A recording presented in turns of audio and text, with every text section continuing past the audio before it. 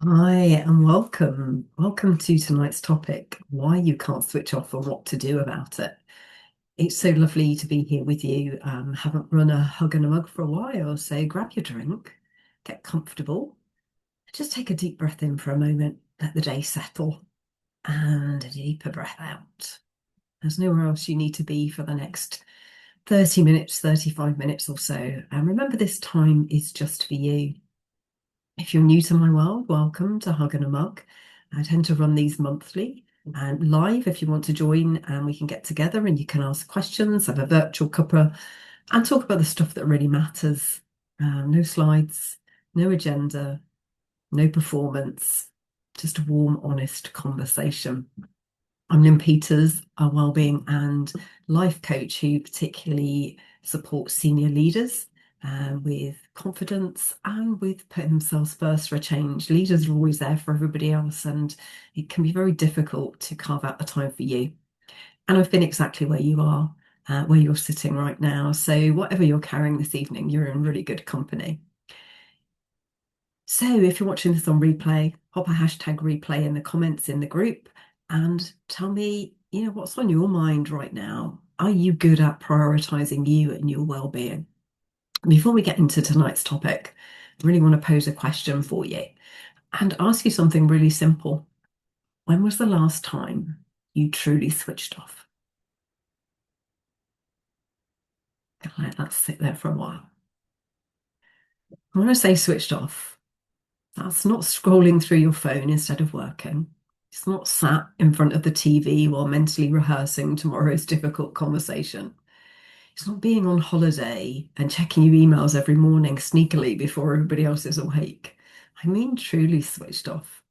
Your mind quiet, your body fully relaxed, feeling really I can't speak, fully present in wherever you were and whoever you were with. Cast your mind back. How far back are you going? Have a think. Again, drop your answer in the comments if you want to be really interactive with this session, or jot it down in your notebook, whatever you prefer. Even if the answer is, I honestly can't remember, that's the most important answer of all.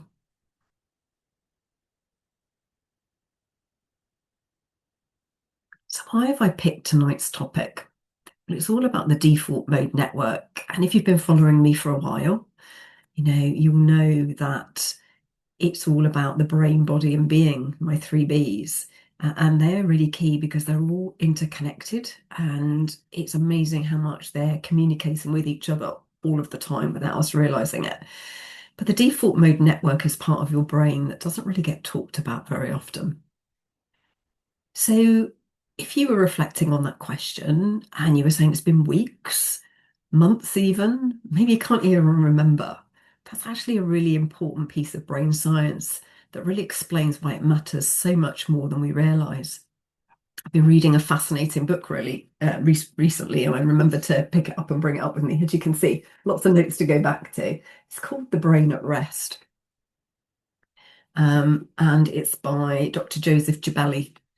And it's been such an interesting read, as you can see by all those post-it notes, and it's genuinely changed the way that I think about rest, about switching off, and why we feel really so mentally foggy and creatively stuck when we never stop and we never allow our brains to actually enter that default mode network. It's a network that only switches on when you're truly doing nothing. Not scrolling, not half watching TV, not mentally planning tomorrow's meetings, not feeling guilty about doing nothing, not calling yourself lazy about doing nothing, just actually doing nothing.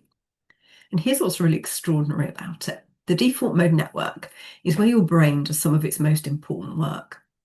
Can you believe actually more neurons light up in your brain when your brain's in its default network mode than when it's in its thought process mode, its rational thinking mode? And it's where you process your emotions and make sense of difficult experiences. It's where you consolidate memories and learning. It's actually how we lay those memories down. It's where you solve problems that you've been consciously stuck on. We've all had those shower moments, right, when the answer suddenly appears from nowhere. And it's where your creativity lies. It's where you make meaning of your life.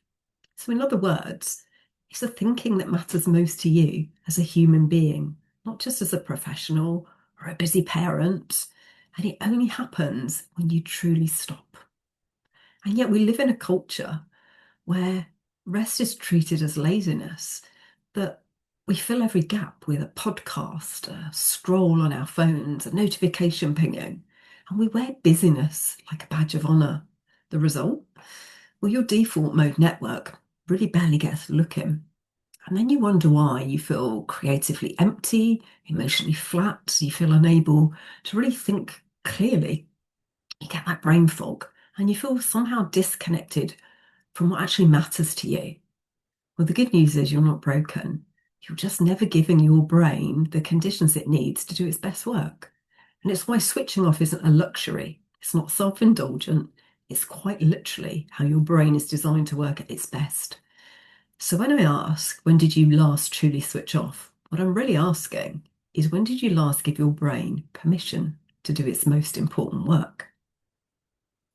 So let's talk about why it happens. Because if you struggle to switch off, I want you to hear this clearly. You're not weak, you're not undisciplined or doing something wrong. Your nervous system is doing exactly what it's been trained to do. And we have two modes in our nervous system. We have the sympathetic state, which is our fight flight mode. We go on high alert, it's our go, go, go mode. When our stress levels are raised and the cortisol is pumping and the adrenaline is coursing through our blood. And then we have our parasympathetic state, our rest and digest mode, our calm, our recovery mode.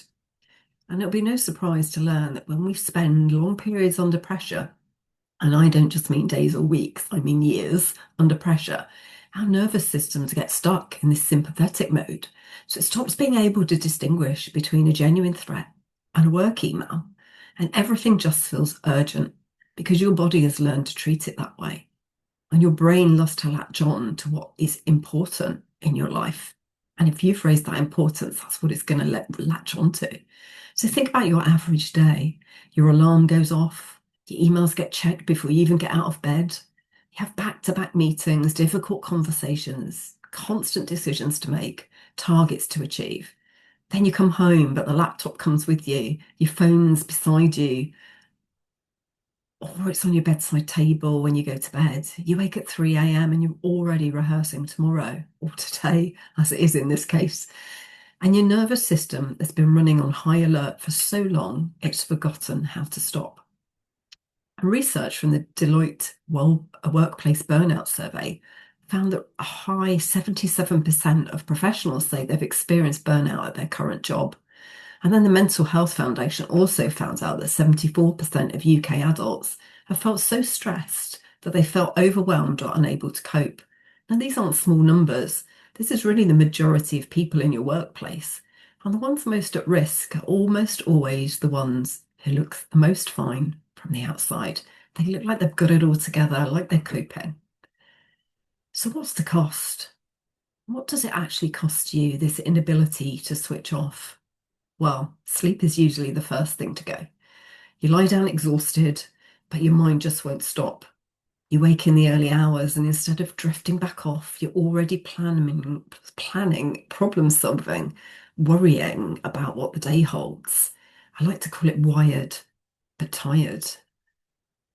Then the decision making starts to suffer. So when your brain doesn't get that proper rest that it needs, it loses its ability to really think clearly. You lose that decision making, that rational thought process. You lose the ability to prioritize and make good judgments. And things are already starting to suffer. The very things your role depends on. And your relationships take a hit. You're home, but you're not really present. You're not really there. Your partner, your children, your friends get the depleted, half present, easily irritated version of you. Are you recognizing yourself yet? And then add in that layer of guilt, and that adds another layer of pressure. And before you know it, your physical health will start to send out signals, but you might not notice them. So look out for things like tension headaches, maybe a tight feeling across your chest, picking up and getting every cold and bug that's going around. This is your body trying to communicate with you. It's trying to let you know that something's not quite right. I remember what we just talked about, the default mode network. Your brain literally cannot do its deepest, most meaningful work. So the creativity, the problem solving, the emotional processing, all of that's being starved. And the cruel irony, I can't speak tonight. The cruel irony is that the more you push through, the harder it becomes to perform at the level you need it to. Pushing through just stops working. Not because you're incapable, but because your system has been carrying far too much for far too long. That's when you enter survival mode. You're no longer thriving. You're just simply getting through one day at a time. And most people, when they get to this point, they realize they can't switch off. You're good at problem solving. You might notice that there's an issue. You can't switch off, so I'm going to try and fix it. And I've done hard things before. I'm going to set myself this goal. I'm going to fix this. So you'll try and fix it with willpower. They'll tell themselves, tonight I'm leaving the laptop in the office. Tonight I'm not going to check my phone. And tonight I'm just going to relax. And it works for about 20 minutes before they're back on their emails. Here's why. Here's the science, the neuroscience behind it.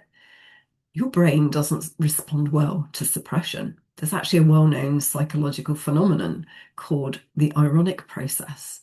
When you tell yourself not to think about something, you'll actually think more about it. So telling yourself to stop thinking about work is almost guaranteed to make you think about work. So what actually works is not willpower, it's regulation.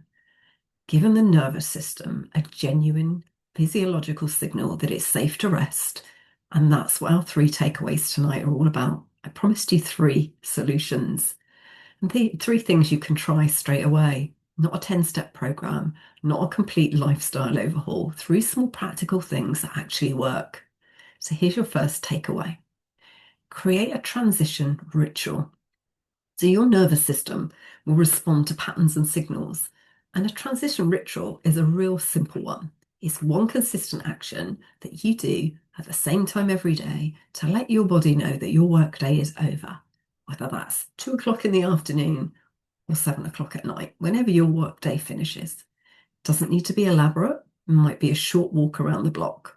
It might be a quick walk before you get in your car to drive home. It could be changing out of your work clothes when you walk through the door. It might be making a specific drink, one that you don't have at any other time of the day. It could even just be as simple as shutting your laptop with intention and speaking out loud. I'm done for today. And it's amazing the power of saying things out loud rather than just keeping them in our heads. The key word here is consistent. So do the same thing every day, over, and in time, your nervous system will learn what it means. And it becomes a biological off switch and creates the conditions for your default mode network to finally switch on. So what would your transition ritual look like? Let me know in the comments on the replay. So that's takeaway number 1, your transition. Takeaway number 2 is using your breath. And I love breath work because breath is the most powerful and accessible regulation tool available to you anytime, anywhere, and it's completely free. And when we're stressed, our breathing becomes shallow and fast. You'll feel your heart rate raising, and that keeps your sympathetic nervous system activated. And when we take a longer exhale than your inhale, that will activate your parasympathetic nervous system, your rest and digest state. So here's what I want you to try right now with me when you're watching along on this replay. I want you to just take the time to breathe in through your nose for a count of 4, 3, 2, 1. And now out slowly through your mouth for a count of 6, 5, 4, 3, 2, 1. In for 4, 3, 2, 1. And out for 6, 5, 4, 3, 2, 1. One last time. In for 4. And out for 6. What did you notice? Even just 3 rounds begins to shift your physiological state. Your shoulders might have dropped. It's amazing how close they can get to your ears. Your jaw might have unclenched, and often we don't notice our jaws are clenching until we actively bring our attention to it. That's your parasympathetic nervous system switching on and your default mode network getting its first breath of space. And you can do this anywhere, before a difficult meeting, at your desk, before replying to your partner, when you tend to maybe snap without taking that pause, in the car before you walk through your front door. So that's takeaway number 2. Use your breath. Takeaway number 3, write it down. Have a bit of a brain dump. One of the main reasons our brains keep running after work is they're afraid of forgetting something important. But your brain isn't a to-do list. It was never designed to hold everything you need to remember. And when you ask it to do this, it stays switched on, trying to keep track of it all. So the solution is beautifully simple. Before you close your laptop at the end of every workday, write down the 3 most important things that you need to do tomorrow. Just 3, not 33. And when it's written down, your brain gets permission to let go. You no longer need it to hold on. And those 3 a.m. wake ups, where you're mentally going through your task list, start to reduce. Not today, not tomorrow, but over time.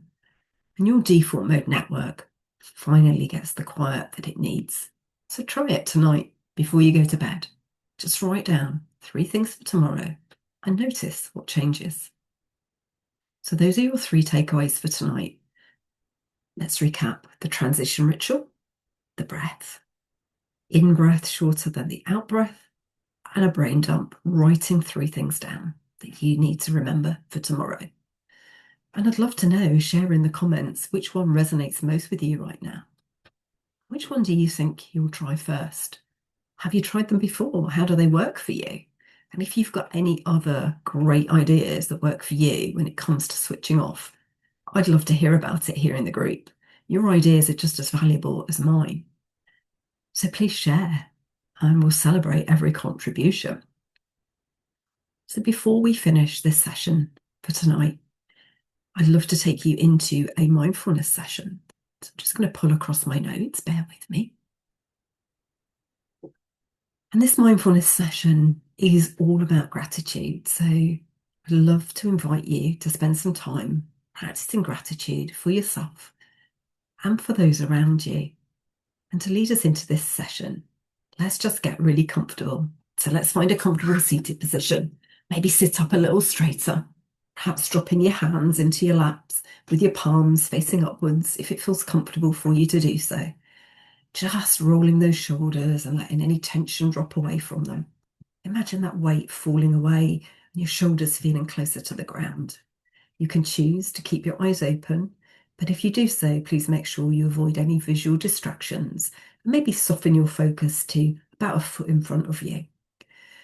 And alternatively, if it's safe to do so, please do go ahead through this session with your eyes fully closed. We'll begin to focus firstly on our breathing. We've already had a practice of that tonight. Just noticing how your breath in your chest rises, and as you release your breath, how your chest falls gently back again. You can put your hands on your chest if you choose to, or on your belly, one on each.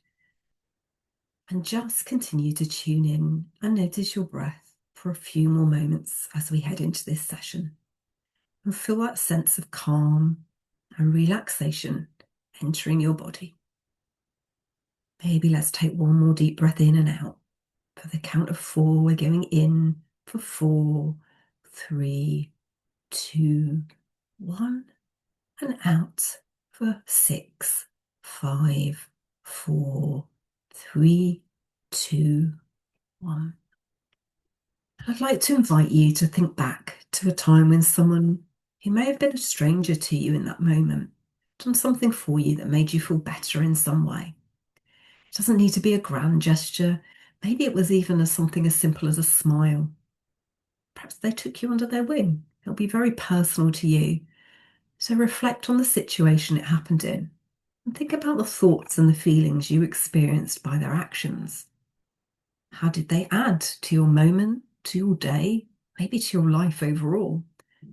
And as you're taking time to remember that moment, just extend your gratitude out to them, acknowledging that they enhanced your life in a small way for the better. You can say in your head or out loud your thanks, or I am grateful, whatever feels right to you. Use their name if you're speaking out loud. It really resonates when you actually can speak your thoughts. Give you a moment or two to reflect on that.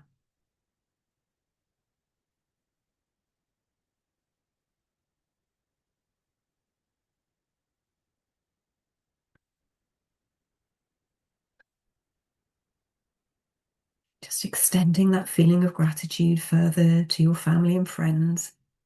It may be a single person or your friends and family as a whole that you wish to extend your gratitude towards. Who's been there for you recently and made a difference to how you are? Often it's the small things that happen in the moment that we forget to reflect on.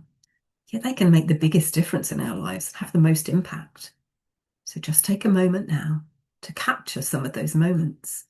And once again, extend your gratitude for having those people in your life who take the time to put you first. Maybe they always put a smile on your face. Perhaps they remember the important things for you and ask you about them regularly. Whatever it may be, once again, you can choose to extend your thanks by acknowledging how they make you feel, how they made you feel differently in a positive way, choosing to say it out loud or quietly to yourself in your mind as a thanks or I am grateful, however you feel most comfortable. Let's take a moment to extend our gratitude to our friends and our family.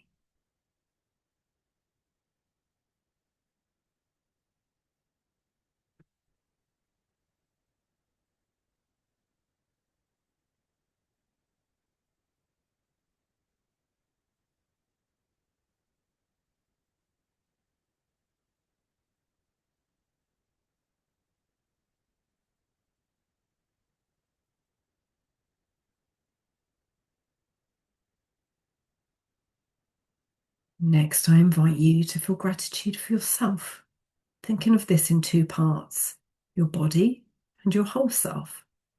Let's begin with your body. It's so easy to focus when our bodies don't do the things we want them to do. And all too often, we can find ourselves feeling less and less happy with our bodies for a variety of reasons. For these few moments now, I invite you to remember all of the wonderful things your body enables you to do every day. Maybe considering your senses here for a moment, should you choose to. Perhaps it's the smell of dinner cooking or your favourite aromatherapy candle burning gently.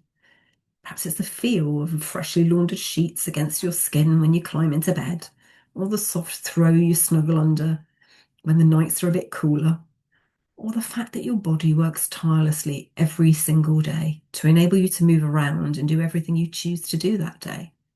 Let's take a moment to acknowledge the wonder of all that we can easily take for granted when everything is working as it should be, and feel grateful that our bodies are supporting us in this way.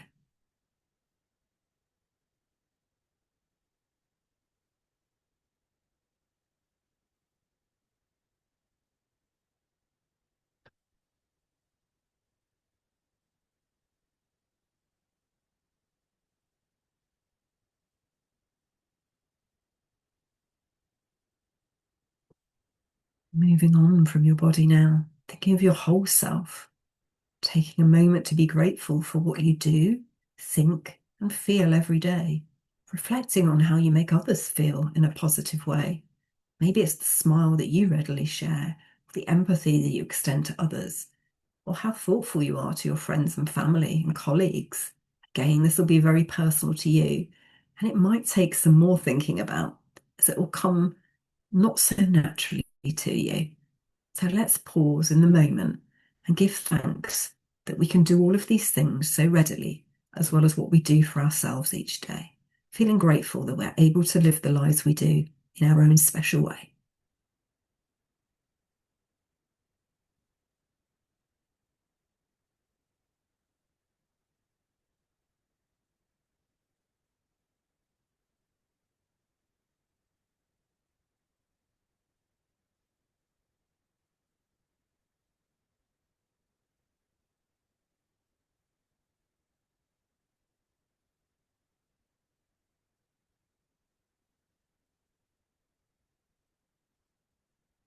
I'd like to gently invite you to let your thoughts float away and to slowly bring your consciousness back to your breathing once again.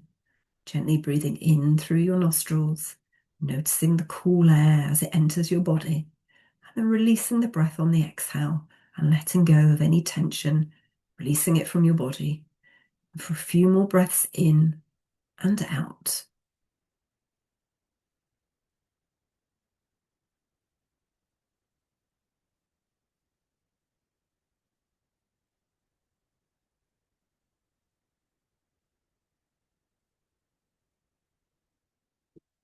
And letting your breath return to normal.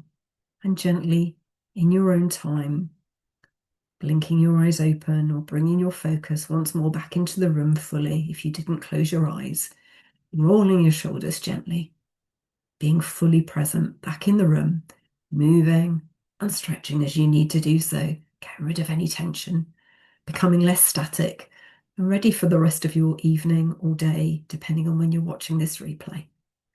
Thank you for spending this time in mindfulness with me today.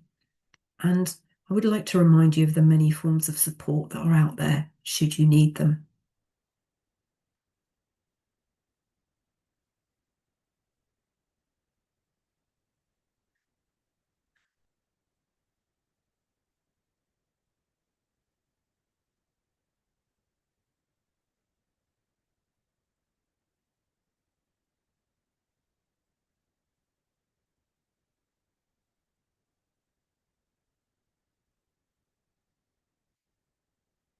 Thank you for joining me in the replay, and please feel free to comment #replay and let me know what your takeaways are from this session. I always welcome your feedback, so if you've enjoyed this session, please let me know so I can make sure I'm creating more of the same sort of thing for you. If you want different sorts of sessions, again, just let me know and we will see what we can put in this group for you. My one purpose of running this group is to make sure you have a space to come where you feel safe and supported and you can put your well-being first. So it will only work as a community if I'm actually providing what you need from the community. So let me know in the comments. Don't forget those 3 things to try, and I look forward to chatting with you shortly. Take care.